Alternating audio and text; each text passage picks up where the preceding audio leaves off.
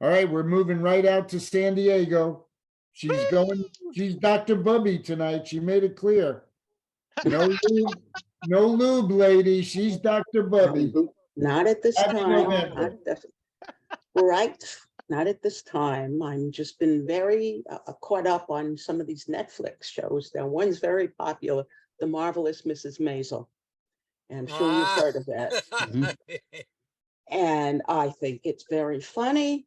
However, I grew up during the same freaking time in the 50s, but I lived in the shtetl. That's the Jewish ghetto, not on the Upper East Side.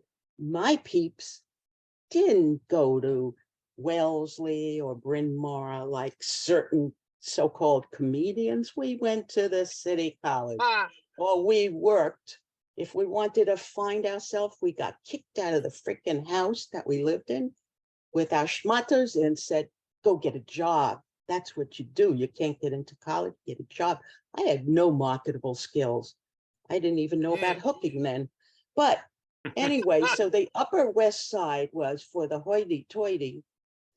We didn't dress like that. You want to see women that really dressed appropriate for that age, for that genre, that year. Barbara Streisand is a cohort of mine. She doesn't know it. She went to Erasmus High School. I went to Wingate. She lived in the housing projects.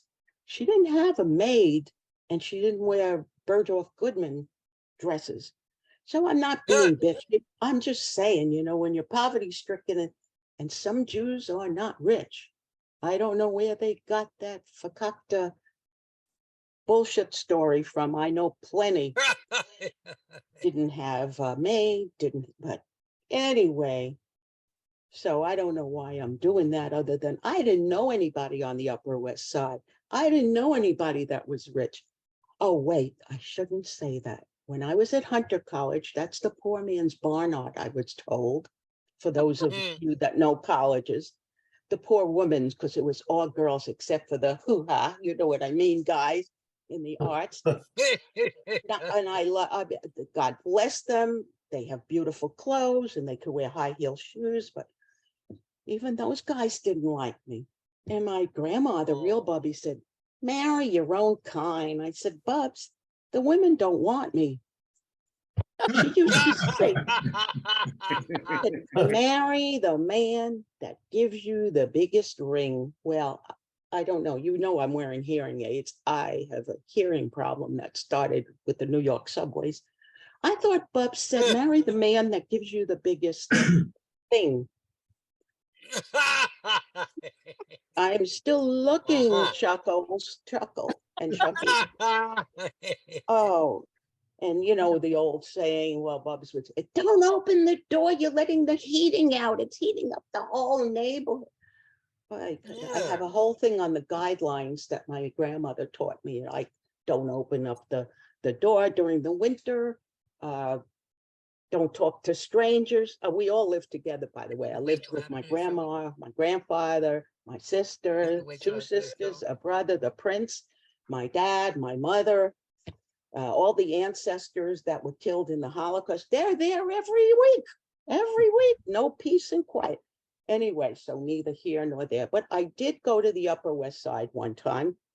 I was in a Hunter College girls' so-called sorority, and I went to the Central Park West. One of the women lived there. She was an only child. She had a condo looking over Central Park, very hoi polloi. And I came home and it looked like she had a housekeeper. And I said to my mother, why can't we live like that? Her sheets matched her pillowcase. Her pillowcase matched the curtains. And there were no things floating in her toilet when I had to use it. Think about that. And she says, well, she's an only child. Which of your three sisters and brothers should I kill?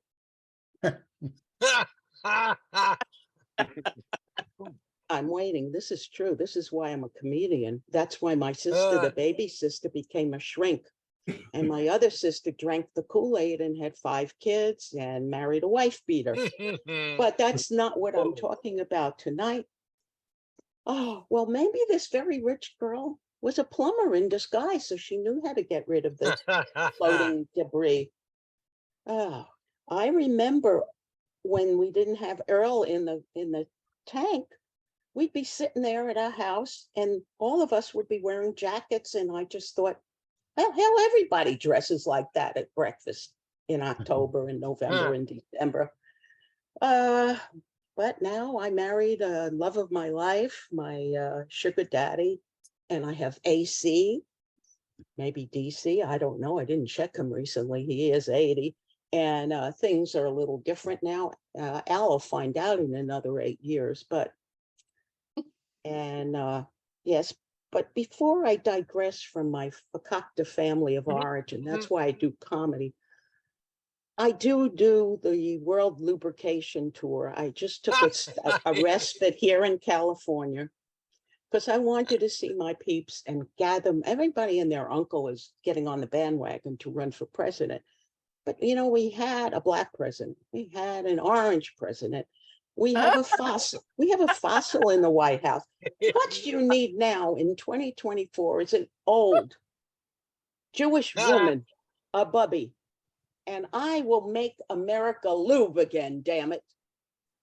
We will lube. You'll all be greasy. You'll be slipping and sliding. Even Joel, he'll have a big smile on his face. He doesn't have one. Oh, there, his punim is lighting up now. Al will have a smile from ear to ear. And even my husband might even listen to me. Now I talk to him. I tell him something goes in one ear and out the asshole.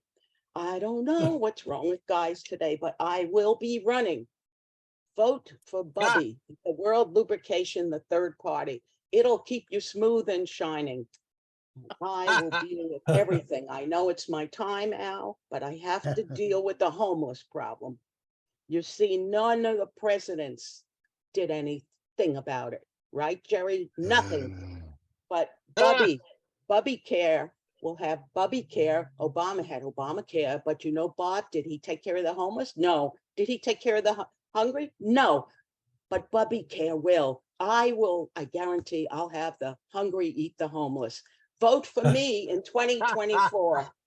Dr. Bubby signing off. Love you guys.